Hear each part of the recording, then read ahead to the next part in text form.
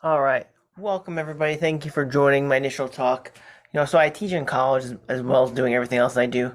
So I figured I'd bring it to the internet and start sharing my knowledge here, like the professor I am. So as I noted in my slot, my post today, that protein people, women especially, already don't eat adequate enough protein. So that coupled with early sobriety, super important to talk about it, let's learn about it, and improve it. All right, so we're gonna get this presentation going. All right, and slideshow from the start. Let me just share screen. And here we go.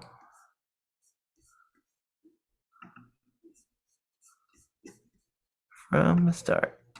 It's all about protein in sobriety. All right. So what we're going to cover in this presentation, we're going to talk about why it's important. That's first. If you don't know why it's important, you're not going to change. How much, serving size, meal prepping it, and how to sneak more in throughout the day because it can be rough. So why is it important? It helps rebuild. Um, when you're in active addiction, your organs, your body, your muscles are just going through hell. So those early days, that first 30, 60, 90 days, that first year, depending on how much you've drank, it's important. We're rebuilding our body. That's why, improving our habits in early sobriety is so important to rebuild and strengthen your sobriety. And protein is a huge part of that. And on top of that, moving on my next point, in active addiction, you destroyed your muscles. Depending how much you drank, you were just destroying your muscles. So it's how we rebuild those muscles. Lean muscle mass is important for women, especially over as you age. So osteoporosis doesn't kick you in the tail. Protein is also important for stabilizing your blood sugar, as I've talked about, and you've heard lots of times. A lot of people, that first 30 days, and it just continues if you indulge it, sugar cravings are off the charts, and protein helps to stabilize it. So having proteins will help reduce cravings, not only sugar cravings, but your alcohol cravings as well. Because as I've talked about before, alcohol cravings manifest as hunger cravings or vice versa. Hunger cravings manifest as alcohol because your mind just doesn't know at that point. How much? So the RDA recommends 0.8 per pound of body weight. So that's not a lot.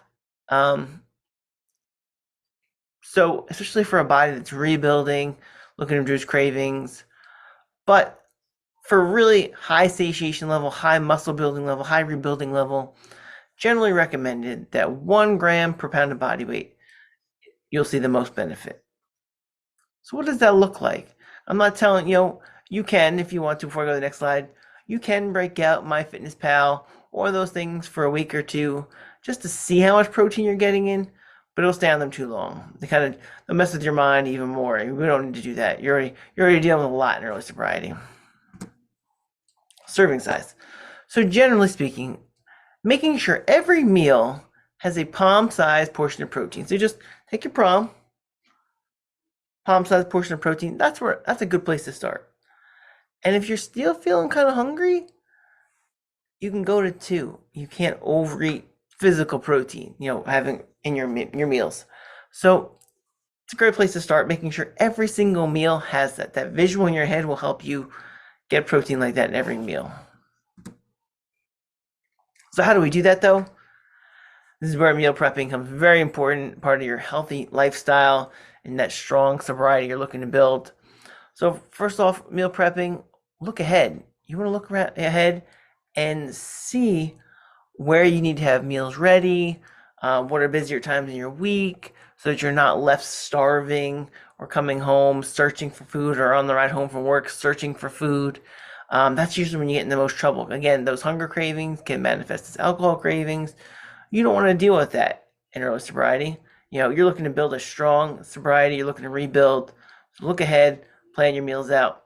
And then again, so plan your meals.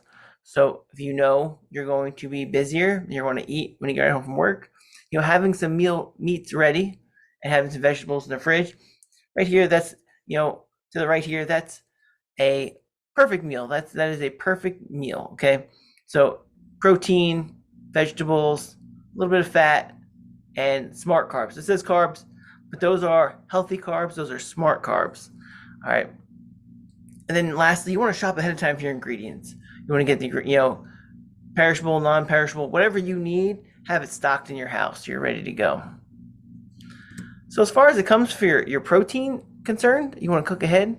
So this is a quick little chart here. Will help you plan ahead and have your proteins ready. So hamburger, ground meats, and ground poultry, usually 1 to 2 days, maybe a little more depending on how you seal it. Another one is you can cook this stuff up and then freeze it, so then you can reheat it. Once you freeze it, you're good to go for a while.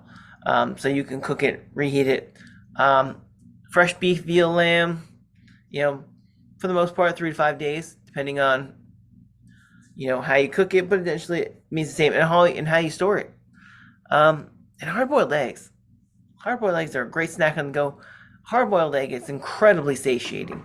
If you're looking for something in a pinch, in a craving, grab a hard-boiled egg. I'm telling you, you'll be full halfway through the egg. And I'm always hungry, but a hard-boiled egg is always filling. How do we sneak it in? Protein shake. This is the easiest way. Generally speaking, one after you work out, maybe one as an afternoon snack. You don't want to make all your meals protein shakes. It's not good for you.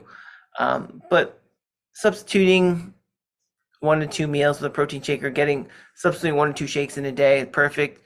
Great meal replacement shake, adding some fruit, smart carbs, some almond milk, or just in general, if you're looking for some tasty in the afternoon, some chocolate protein powder and some chocolate almond milk, shake it up, drink it up. You're going to beat cravings, you're getting your protein in, it's going to be great. Another one that's storming the nation here is unflavored collagen protein in your coffee. It doesn't change your coffee, no matter how you drink your coffee, whether it's black, whether it's with cream and sugar, whatever, and that helps with the satiation, that helps with your blood sugar levels. And again, unflavored won't bother it. If you're looking for some flavor, you can put some chocolate protein powder. If you like cold brew coffee, you can mix some protein powder in there and give it a little flavor. Whichever, it all works out great. Another one is to have a stash of protein bars in your desk drawer at work, or have some in your car, depending on how hot it gets. They get a little melty in the summertime. But having them there in a pinch, so you can quickly grab one when your cravings are just planned to have in the middle of the day, so that you're not starving on your ride home from work. Any questions?